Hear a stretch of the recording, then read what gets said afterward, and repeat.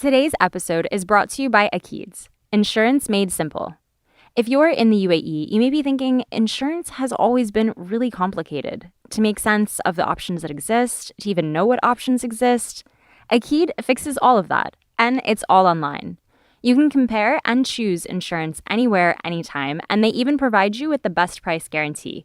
Go to Akid.com, that's AQEED.com, and enter promo code KC at checkout to get 10% off your next car insurance.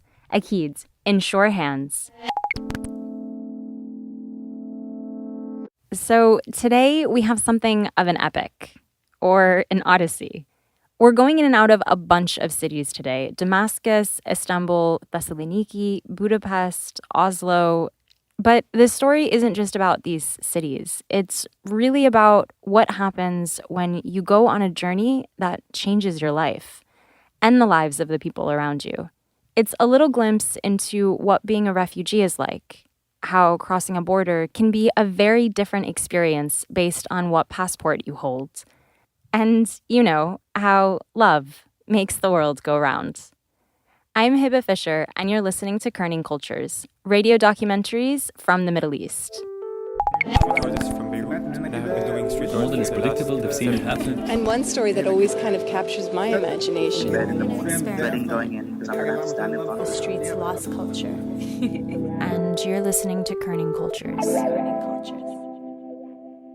Let's start, where do you want to start? Let's start back in April. This is producer Persia Verlin. Sunday, the 12th of April, 2015, which is Orthodox Easter, and we're in Istanbul, Turkey. So the party was an Orthodox Easter party. This is Elie Gardner. So I'm Elie Gardner, and I'm a freelance photojournalist and filmmaker. So my Greek-American friend was known for making this amazing lamb. I was actually traveling to the United States the next day and, was in the middle of packing the bags, thought about not even going, but it was this beautiful sunny day, and there was this lamb. So I thought, okay, I'm going to make an effort and go. She lived far away. I went to take a bus there. The bus never came. There were tons of people in line. It was a big tulip festival that day. So I ended up having to take a taxi, which I never do, and finally made it there, and there was no lamb. Elie was raised in North Dakota and had been living in Istanbul for 4 months at this point. So I didn't get to try the lamb. But she sticks around at this party. She was still pretty new to Turkey, so her friends tell her, "We want you to wait. There's this guy you have to meet." And so all I knew about this guy was Ziad's from Syria. He makes the best shisha in Istanbul, and he's coming, and you have to stick around for it. He worked at a hotel with a small cafe in the front, and he was known to prepare a very good shisha. So when he walked in, he did the typical walk around, shake everyone's hand as the hosts, made introductions. And I shook his hand, and he had a lot of hair gel, a very crisp white shirt. And, he was smiley and sweet and quiet. So we really didn't even talk much. He didn't make such I guess you could say a strong first impression. He seemed like a nice guy, but I didn't go home thinking about this guy I met. And so that was that. But some time goes by, and meanwhile, Elie, as a journalist, is scouting for stories. Because I don't speak Arabic and Ziad spoke English, I reached out to him actually just to talk and, get some general ideas about what was going on for the Syrian community in Istanbul. Living in Turkey, it's a country where 3 million Syrians live, and as a journalist, you try to understand what's happening in the place you live. And Syrians and other refugees in Turkey always call Turkey a station. It's just a station. It's a place where people wait to figure out where to go next. So in September 2015, Elie messages Ziad on Facebook to see if he has any story ideas. And that's when he told me that he had decided to go to Europe. I'm leaving in a few days, by the way. I'm leaving to Norway. This is Ziad. My name is Ziad Al-Taha. I'm from Syria, 29 years old. I don't want to do it the illegal way, so I tried every legal way possible, but it was too hard, impossible. So the two meet at Ziad's cafe in downtown Istanbul. They sit outside, sipping tea, and that's when Ziad tells Elie his story. I grew up in a small village in the countryside of Aleppo. It's called a nashama, which means the generous people. We are 9 in the family. I have 5 brothers and 3 sisters. I'm number 2. I have one sister that is older than me. I grew up in a village where there were no walls between the houses. You go to visit a friend, you go like through your neighbor's house and you cross. You just say hi, hello, and you continue. My mom loves her flowers, so you see the house as like a garden. We sleep on mattresses on the floor during the night, and during the day we take them away and we make the room as like a living room where we like watch TV, and if we have a guest, so they can like come and sit in. I stayed in the village until I graduated from the high school, and my first time leaving the village was when I went to the university in Damascus. Well, in the high school, I always dreamed of studying English, to be an English teacher. The English literature is like it's 4 years, but it took me 7 years. The last 2 years, I had to fail the exams, so I don't graduate. Because once you graduate, you have to join the army. And at that time, this was the last thing on my schedule, like to join the army. That was like a red line for me, no way. As the situation in Syria turned from demonstrations to an all-out war, Ziad was dragging his college education out as long as he could, and working at a hotel in Damascus to support his family. So in 2013, when a long-term guest at his hotel offered Ziad a job in Dubai, he jumped at the opportunity. But the offer wasn't real, and through a series of events, Ziad ended up in the countryside of southern Turkey, alone and with nothing on him but his passport and a few Turkish lira in his pocket. And that's how he ended up in Istanbul. He got a job working at a hotel and started building a new life for himself. Oh, wow. Wait, but I thought, can't you not work as a Syrian without papers in Turkey? Syrians can work in Turkey, just informally. To get papers, it's a really arduous process very few employers go through. Because not only do you need a residency and work permit, your employer also needs to prove that no Turkish national could be found for that job. Yeah, you can stay, you can work, but don't make any troubles. If your boss doesn't pay you, we don't care. Don't make any noise. Just accept it and move on. Ziad ended up working at this small hotel from 2013 to 2015. He was cleaning, cooking, and working as the receptionist. He told us he was basically the only employee running the 8-room inn. He picked up Turkish in about 5 months and began building a name for himself as the best shisha guy in town. But as you can probably imagine, he was overworked and had no personal time. The time was just something like I lost control of when I was in Turkey, like because I was working like 24 hours. A friend once joked about it. He said Ziad works 8 days a week. Then a friend of mine, he came to Norway, he made it, and after 1 year, he came back to Turkey visiting. So I told him, like, what's life in Norway now? Like, why did you go there? Like, he said that he's working in a hotel as well, working for 8 hours. I said, what, 8 hours? Like, why don't you work more? He said, this is the law, you cannot work more. And this is like the turning point for me. When my friend came and he told me that, and he said, now it's so easy to get to Norway. So Ziad decided to do it. Now, let's fast forward in our timeline. Elie and Ziad are having tea, and that's when Ziad told her. He told me his plan. Normally, if everything goes well, it takes like 1 week. We have to spend 1 day in Greece. The next day we'll move to Macedonia, from Macedonia to Serbia. From Serbia we'll cross the border to Hungary.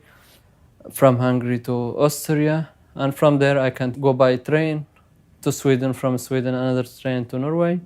This will be my last stop. First, it was just like total shock that he was going. I mean, he was, on and off the phone, kind of waiting for a message from the smuggler, and that's when I asked me if it's okay that she joins me on the journey to film it. So in September of 2015, Ziad planned a journey to Norway to seek asylum, to start a new life, like his Syrian friend had done before him. And Elie was going to document it. After the tea conversation, he had a goodbye party in Istanbul. So I filmed that. And then... where are we right now and what's about to happen? Well, for now we are still in Istanbul, but in 2 days we will be in total different country. And this is day one. From Istanbul we took the bus to Izmir. That's a western port city in Turkey on the Aegean Sea. From there, they would take a boat to Greece. Ziad had set up a WhatsApp group with a lot of his friends, a lot of those people I had met at the Easter party, and a lot of the people that were at the goodbye party. So we were all on there swapping messages. People were, sending him sweet little emojis, wishing him luck, thinking of him. In Izmir, we were going to pay the smuggler, and we had to wait. The smugglers don't give you, a nice itinerary. So Ziad had no idea where he was going or what Greek island he would end up on. And me trying to do it safely and with as little money as possible, to be honest, we decided that when he got to the Greek island, assuming he got there, he would send a pin, drop a pin in WhatsApp, and then I would get there as fast as I could. And then things went quiet for, I think it was a day or two. It was nerve-wracking. I was nervous. You can't do anything. You can only wait. In 2015, it's estimated that around 800 refugees died crossing the Aegean Sea. The smuggler called us the same night we arrived. He said, "Get ready, we are leaving today. Someone will come to you, you follow him, and he's gonna ask for the money. You give him the money, and someone else will take you from there." So from one point to another, like taxis waiting, and then another taxi would come take us until we came to this truck. It was dark. I don't know how many people were there, but I knew that there were many, or the truck was too small. It was impossible to move your body, you are stuck. Some people started fainting. We were knocking on the doors, on the truck, telling them to stop. We almost broke the truck. We all agreed that we cannot continue in this car. No way. So he stopped and he told us to wait. They will arrange another car for us. The other car came and we continued until we arrived to the boat that was waiting for us on the beach. So there were two smugglers there. Now, we knew that smugglers don't drive the boats, so they usually choose one of the refugees to drive the boat. They gave him a ride for 5 minutes just to show him this is the engine, this is off, this is on, right, left. At this time, smugglers were offering free passage for anyone who volunteered to drive the boat. And so he agreed to do that so he didn't have to pay, I think it was 1,500 euros on average that most people were paying to make that crossing. We got all in the boat. I didn't know that it would fit all those people. I thought they would have another one. There's no way that this one will fit for all of us. But somehow it did. Or they made it do. So they started sending them the women, the kids first, and then we came in.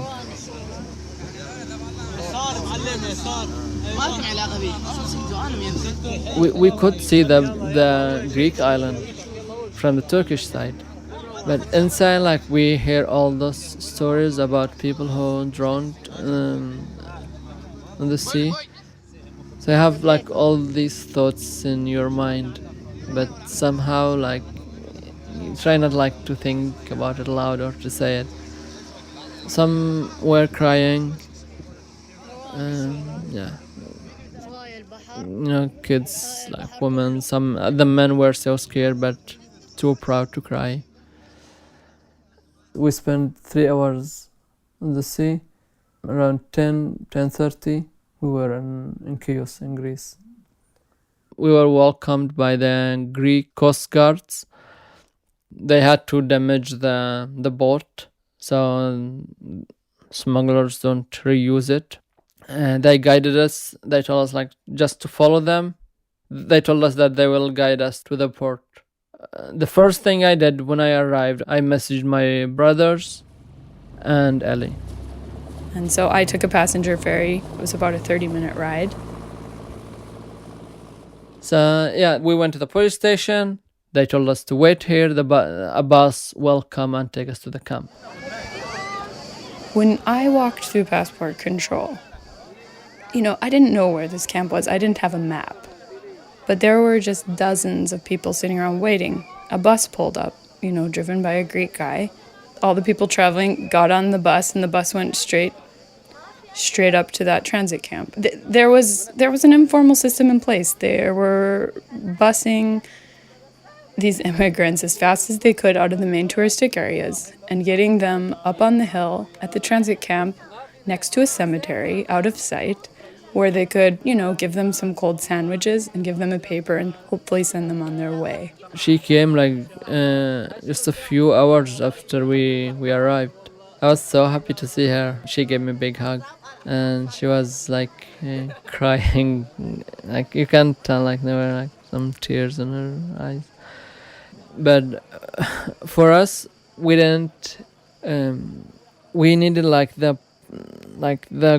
positive energy. We needed to laugh, to make jokes. So I introduced Elie to everyone. Ziad was making the trip, actually, with a couple of friends. There was Ahmed, a close friend of his from Istanbul. Ahmed was very smart. He was in the hotel the first day, reaching into his bag for a book, and the book had gotten wet on the raft, and he was trying to dry it and read it.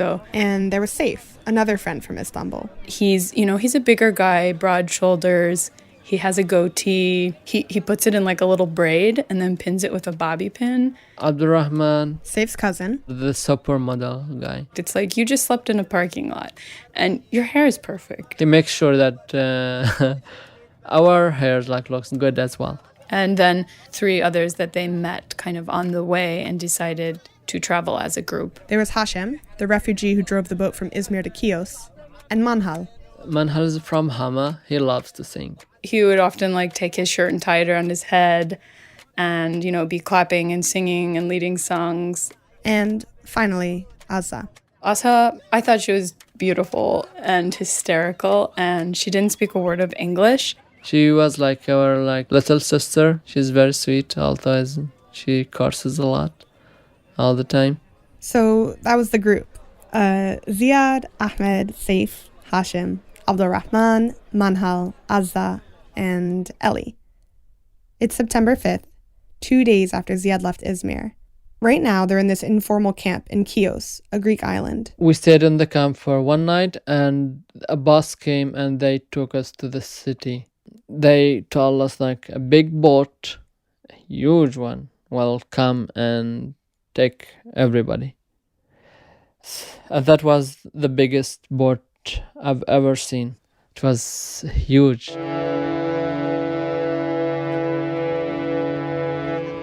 There were cars on that boat. We grabbed a quick bite to eat and then we boarded the ferry for Kavala. It's like Titanic, but I hope the end of this would not be like Titanic. And I remember being on the ferry. It's funny, when I was a teenager, I would get anxious sometimes when I would spend the night away from home. That sensation came to me that night on the ferry. And before, I was not nervous about the journey. I was looking forward to learning from it and witnessing whatever Ziad was about to go through. But I remember we got on the ferry and it wasn't seasickness, it was that same anxious, nauseous feeling that I used to get when I would go spend the night away from home when I was younger. And I remember going to the bathroom and just feeling completely overwhelmed, not knowing how many days we would be on the road, what these guys were about to encounter, how was I going to document it. She was worried more than me. Day 3. From the Greek island of Kavala, the group takes a bus to another island, Thessaloniki.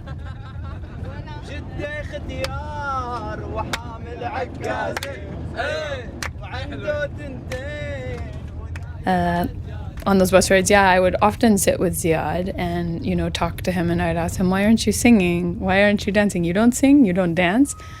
And he would be like, no. From Thessaloniki, they took another 2-hour bus to a small town near the Macedonian border.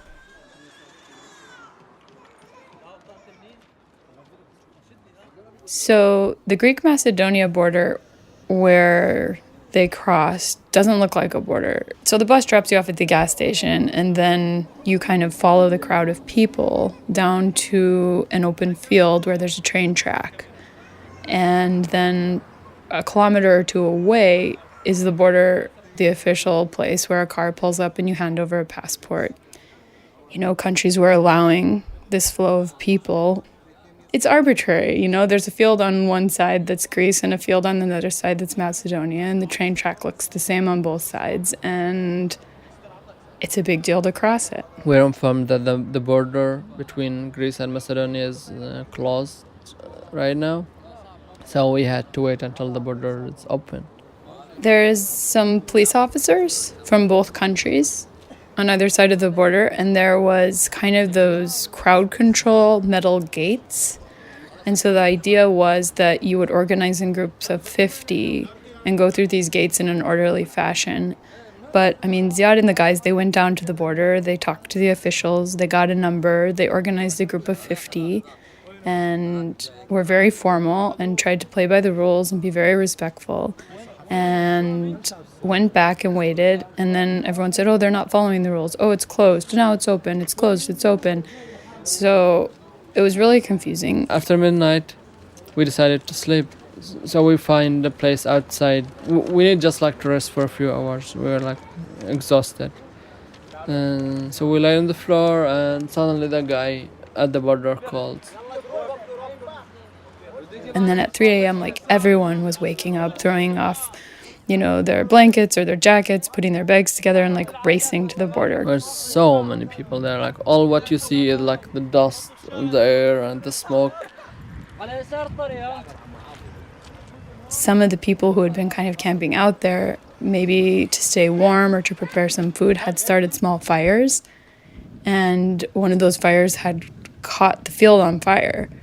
There was one woman who was in the larger group that Ziad had formed, and she had this really tiny baby. She was from the same area that Ziad was from, so they had the same dialect and would speak to each other, and it reminded Ziad of his family.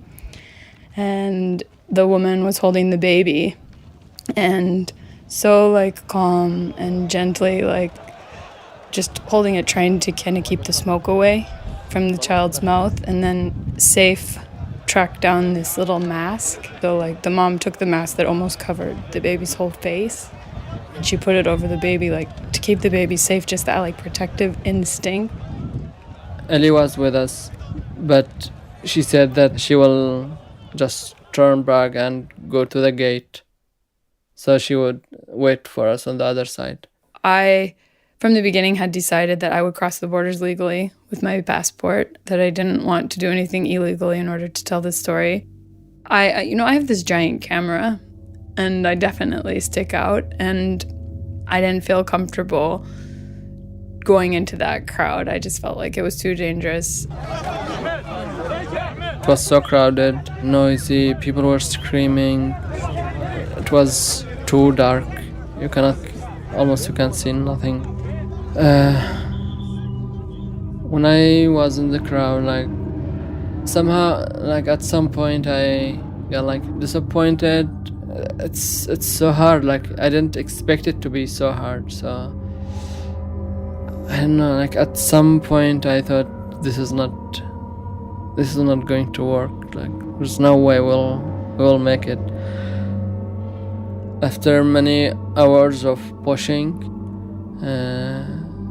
being hit by the police and pushed by many people, we made it. We passed the border. It was a pretty brutal night, and everyone was tired. It took them many, many hours to get across. And There was just so many people, vying for the buses, the trains, the taxis, like all at the same time because they were coming over in a wave that they just jumped into the first, I believe they took a taxi that could get them to Serbia. Macedonia isn't a big country. Ziad and his group took taxis to get to the Serbian border. The drive was only about 2 hours. Elie followed after, in her own taxi, and they all met on the Macedonian side. So the Macedonian-Serbian border was pretty simple in that they were just able to walk across. We walked for a few hours, and then we arrived to this Serbian town. We were asking about the bus station. So we took a bus to Belgrade. From there, they looked for a taxi to get to the Hungarian border. We are trying to find a taxi. We are 11 people, and the taxi is allowed to take 4. So we need 3 taxis. So he's talking now to the taxi driver. He will bring 3 taxis to take us to the border, to the Hungarian border. Ziad. Sorry. So the guy is saying that the price would be 200, nothing below that. Yeah. And he's just waiting for yes or no. So somebody needs to call him and confirm. 3 taxis, yeah? Yes. 3 taxis, and it will be 200 per car. 200 euros? Is that normal? Yeah, so through a mixture of fear of police repercussions because they're carrying refugees and laws of supply and demand, taxis were jacking their prices way up. At this point in the journey, Ziad and Elie have gone from Turkey, across the Aegean Sea, to Greece, crossed over to Macedonia, through Serbia, and are now near the Hungarian border, on their way to entering the European Union. It's September 8th, 6 days after Ziad left Istanbul. Okay. We are at the border now. It's so cold here, it's freezing. We are getting ready to cross the border. The Serbian-Hungarian border. We will cross to Hungary now. Hopefully there will be no police. If there is a police, maybe we'll have to wait till the morning for the light. I'm worried now. First time. Yeah, if the police catch me there, it will be a problem. Well, this border is the most difficult one because we will enter Europe and it will be the first European country that we will get in. So the group is leaving. Okay, we have to leave now. Okay, listen. The group is leaving, we have to leave. We started the walk at night. When we were walking, we hear some sounds between the trees, and most of them were in Arabic actually. So they would tell us, "Oh, come, we have a car, and we will charge you this and this. We'll drive you directly to Budapest. Come, we have this car, and we drive you anywhere you want, and we have someone who speaks Arabic, so." Just come and don't be afraid. We're here to help you. We didn't trust any of that. We don't see faces. We just hear the sounds. That was so scary.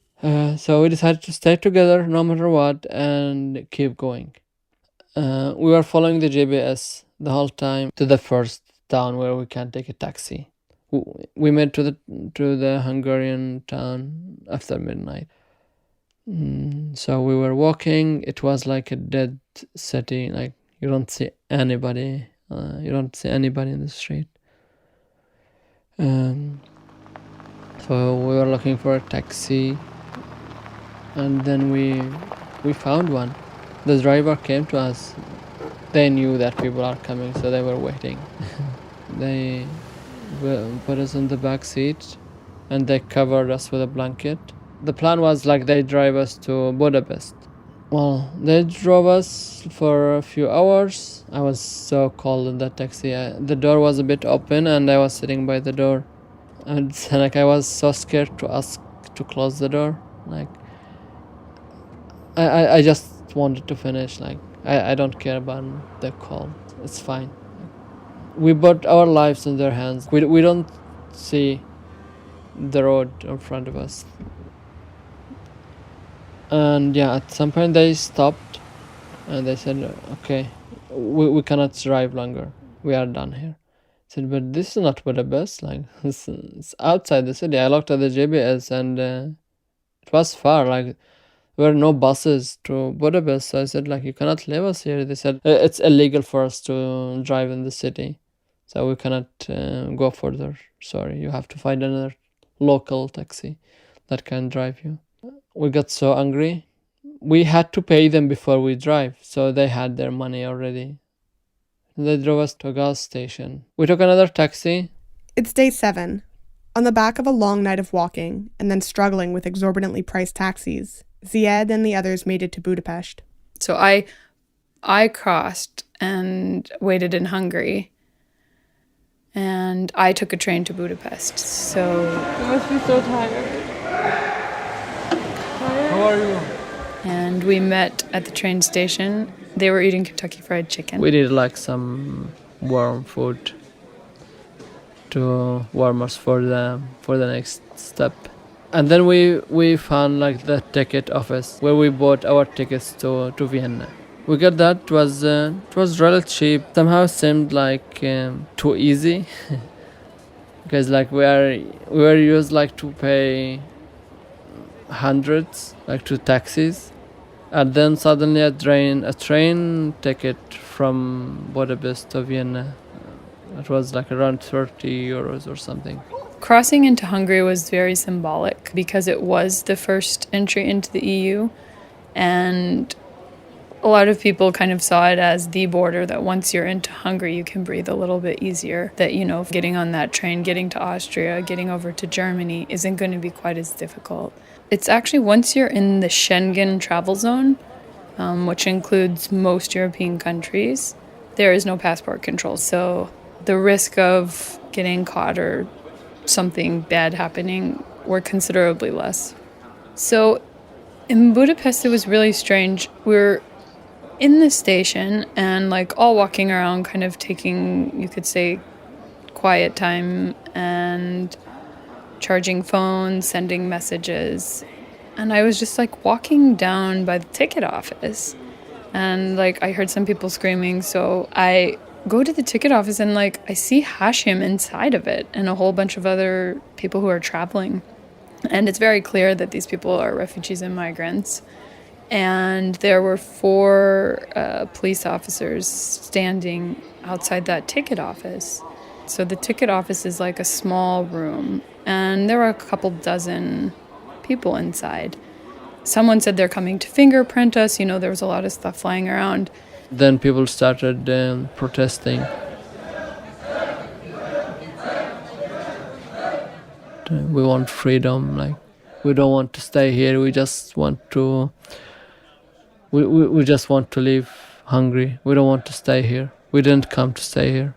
And the other guys were, by this point, I had told them where I was via WhatsApp, and they were staying clear of the office because they were worried if they came down there, perhaps the police would also, you know, hold them. We were like, do we get on the train? Do we wait for Hashim? We were all freaking out. And then suddenly one of the guys points at me and he says, "You, come." He was standing next to Hashim, so I asked the police if I could pass. They let me pass. I went into the room. You know, I just didn't know what to do, so I tried to talk calmly. I said, "I don't understand the situation, but please tell me, is there something I can do?" And he said, "Can you please call UNHCR and tell them what's happening at this train station?" And I said, yes.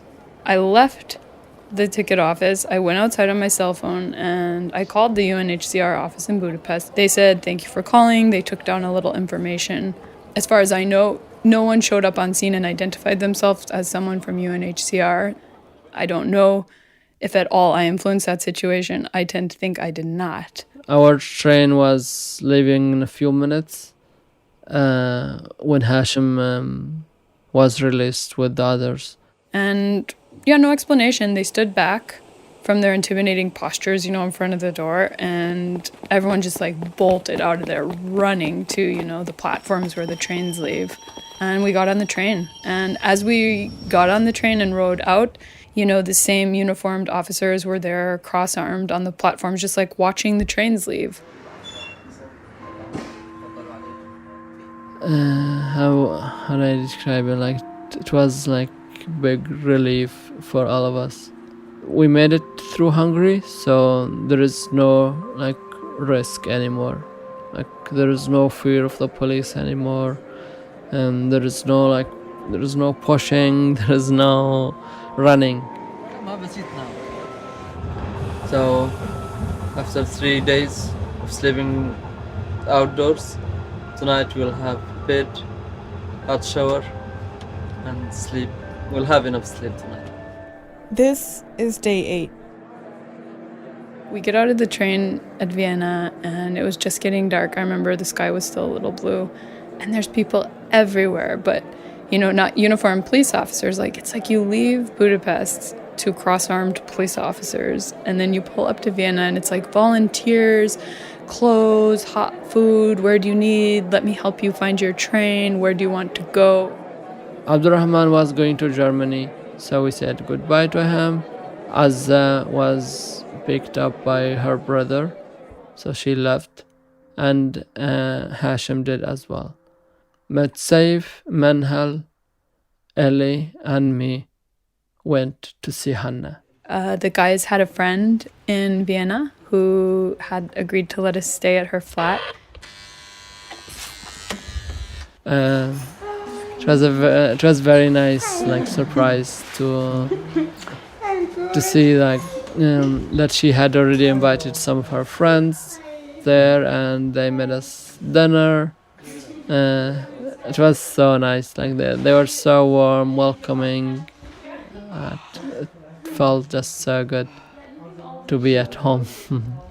I got a room to myself that night, and I remember Ziad slept on the floor. Finally, warm bed. You say you sleep well on the ground?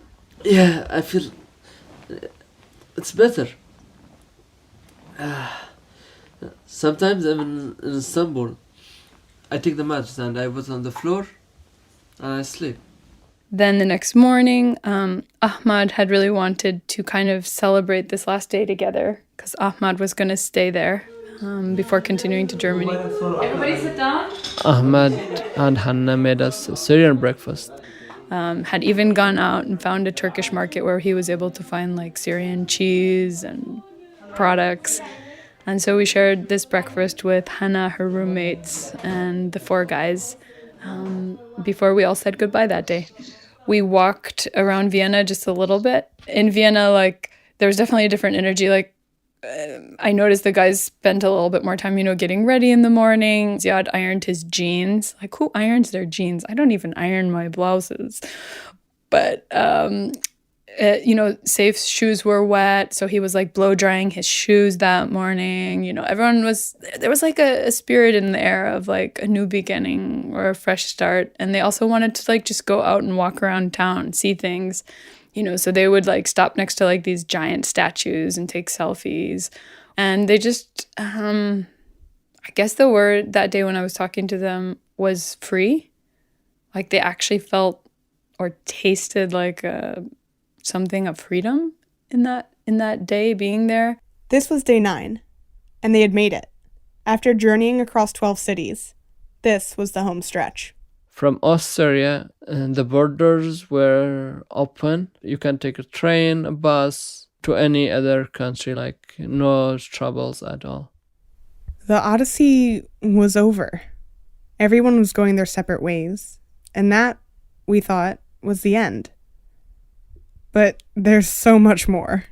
I did a final interview in Austria, not knowing if I would go to Norway. I needed to crunch some numbers, think about this story, get back to editors who I had been talking to, and think about, is it worth it to go up to Norway? How much is that going to cost? And what more can I show? The thing is I don't feel like he was incredibly open with me, right? Or sharing some of the difficult things he went through that I thought would help make the story more impactful, because it takes time to come down from the adrenaline and to actually feel safe, believe you're safe, and then start talking again. So this day I had hoped that we would have that opportunity. And Instead, Ziad was really nervous. He just kept repeating the same thing and was like really nervous on camera and like fixed his hair and like tried to like look really nice. I was kind of frustrated. I'm like, I need you to talk. I might not be able to come to Norway. If I'm going to tell a story, you need to talk. This was the frustration.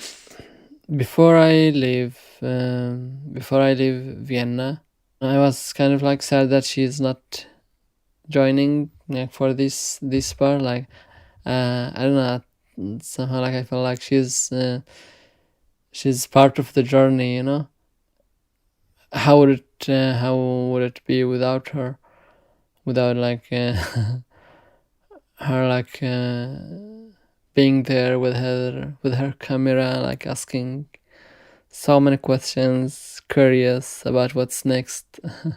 And I would say for me, I don't know, I was still processing everything. We were in the station in Austria and I was going to get on the train to the airport.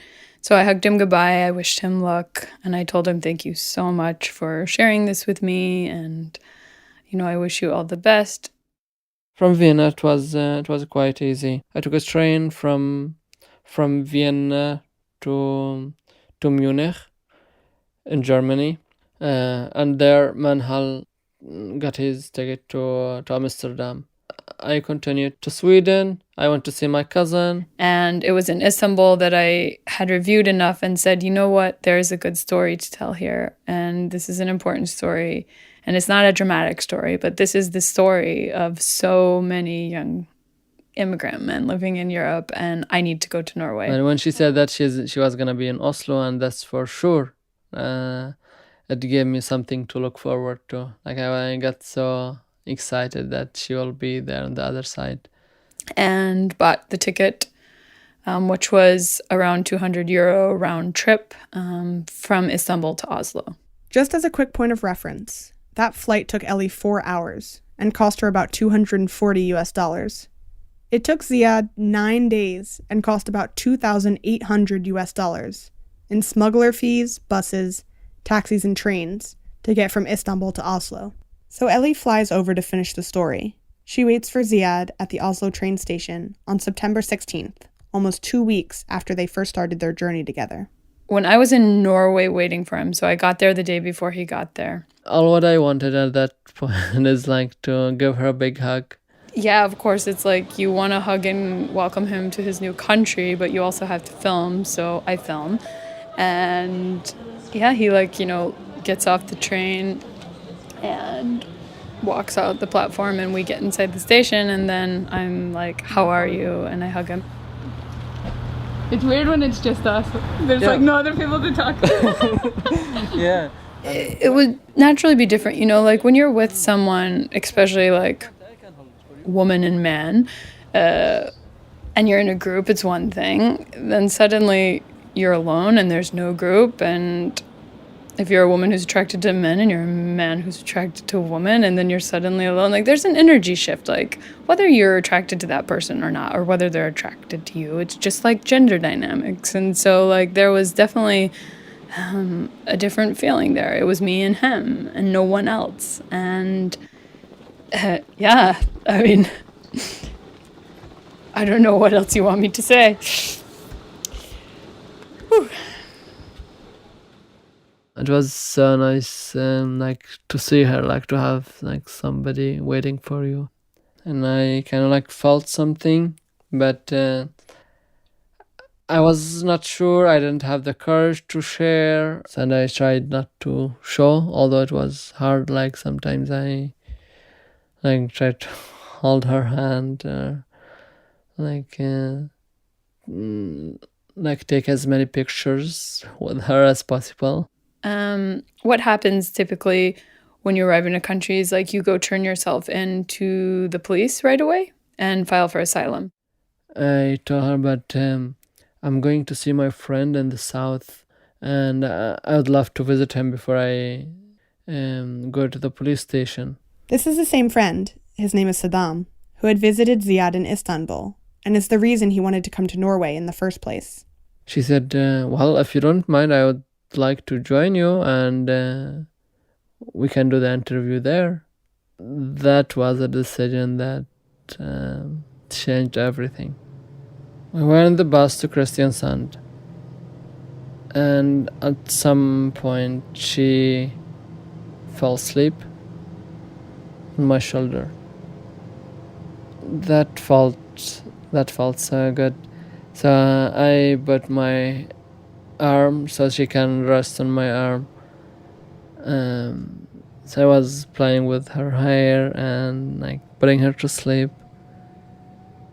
And at that point, I knew exactly how I feel.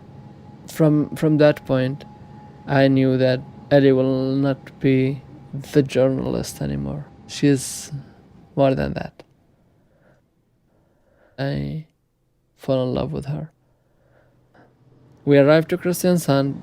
We didn't talk about it at all, as if it didn't happen, but it did. It was so hard that night to fall asleep, and just thinking of what happened in the bus, and many memories from the journey. Next morning we woke up. It was a terribly rainy day. And we did that final interview that was 2-3 hours long. And then I packed my bag and flew home. And the next day I went to the police station in Oslo, where I registered myself, and then I started my asylum, or I started my refugee process. I remember leaving Norway after just that day with him when we did the final interview, and messaging someone and saying I love Ziad, I care so much for him, I feel like he's family now or something, and just feeling it sounds so strange after this terrible thing and all the things I saw, I just was overflowing with love and gratefulness. And I mean, looking back, clearly I was in love in the moment.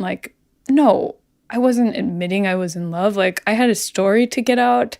Ziad was in Norway. I had a life back in Istanbul that I had to get to. So I went back to Istanbul, and then it was this mad dash to try to sell the story, tell the story, get it out there somehow. And in that time, so much was going on. We kept in touch on WhatsApp, Messenger, Skype. At first, I think staying in touch with Ziad was, in my mind, my journalistic obligation. And then at some point, it became wow, I just kind of sending him a message and telling him to have a nice day. And then it just grew from there. I was sharing almost everything of the process of where I am, what's next, what will happen. And she was also sharing from her trips, from some of her daily life. I don't know. I think for a long time, I enjoyed talking to him, but I didn't take it serious. I mean, how was I actually going to end up with this guy? He was younger than me. He, was a different religion than me. He lived in a different place than me. He didn't have a job. He couldn't travel. I mean, all those logical things you look for maybe in a partner, we did not have that. I'm also taller than him, so we can add that to the list. And there was a lot more reasons why we couldn't be together. And by the time we admitted to having feelings for each other, we talked about those out loud, all those things I just said and more, about all of our differences. And then it was well, is that a problem for you? Does that matter? No. Okay, me either. Okay, so now what do we do? It's we suffered a lot, actually, in this period. We stopped talking for a few days just to figure out our feelings. But every time we stop talking, we come back and we miss each other more, and we want to talk more. And the feelings, instead of disappearing, they get bigger and bigger. And I didn't tell her I love you in those 5 months, and neither she did. But instead of that, I would tell her I hate you, and she says I hate you too. A good friend of mine who's a photographer was invited to speak at a festival in Oslo, and I hadn't seen her in a long time, and so I took it as a sign that I was supposed to go to Norway to see my friend and then go see the Ziad guy and figure out who he really is and what I wanted from him. So I was nervous. I was really nervous. I remember talking to him a lot before I came. I remember I told him, I'm just going to let you take the lead. I'm not going to kiss you. Like, just, we'll see what's comfortable. Like, we were both really nervous. I was waiting on the station when the train came. It was the station where we said goodbye last time. It felt like the time was going so slow. Before she comes, she had already told me which car she will be in. So I was sure that I'm there, like in front of the right one. So when the train stopped and people were coming out, I was looking and I didn't see her. Like, where is she? My heart was beating so fast. Like, how's that possible? Like, where is she? Where is she? I see him first. He's like freaking out looking for me. Like, he can't find me. Like, he's going up and down the platform. And suddenly someone called me from behind. Ziad! So I turned around and here she was standing there with her bags. And he looks at me. So, like, he walks towards me and I go up to him and I took my hand and I put it like in the collar of his shirt, you know, like how you grab the top of a collar. So I like put my hand in the collar of his shirt and I kissed him. I did exactly what I promised him I wouldn't do. I mean, he kissed me back, but yeah. Then we walked to Saddam's place. The same friend that influenced him to come here. On the way, we stopped more than 20 times to look at each other, to kiss, to like smile and laugh and tell her I love you for the first time. Okay, what's the new Habibti? So I found out just a few weeks ago that I was accepted to a master's program here in Norway, which is amazing because it means that I will get 2-year residency here in Norway and can actually build a life with Norway as my base. For the last 2.5 years, due to visa restrictions, Elie was only able to visit Ziad sporadically, a couple weeks here and there. She lived her life out of Istanbul, traveling often for work and to see Ziad. Now that Elie has been accepted into a master's program for global development, they can both live, work, and study in Mandal, a town at the very southern tip of Norway. What do you do, actually? I work in a daycare. In a daycare? Yeah. How old are the kids? 3 to 5. That's so They're amazing. cute. Yeah. I love them. Like, every day is more exciting than the day before. If you like home, if you like loved and needed somehow. I think we're good. Anything else you want to add? I love you. I love you. And I'm looking forward to sharing my life with you. Well, I am already sharing it, but to share more. The rest of it. This episode was produced by myself, Persia Verlin, and Hiba Fisher, with editorial support by Alex Atack, Dina Bailut, Bella Ibrahim, and Mayada Khazala. Sound design by Mohammed Khaizat. A huge thank you to Elie Gardner and Ziad Al-Taha for sharing their story with us, as well as upwards of 20 hours of recordings from their 2-week journey together. If you want more of their story, go down to the show notes of this episode for a link to photos and videos on our website at kerningcultures.com. If you want to hear more stories like this, be sure to subscribe to our podcast on whatever platform you're listening to us on to get notifications when new episodes come out. Thanks for listening. Until next time.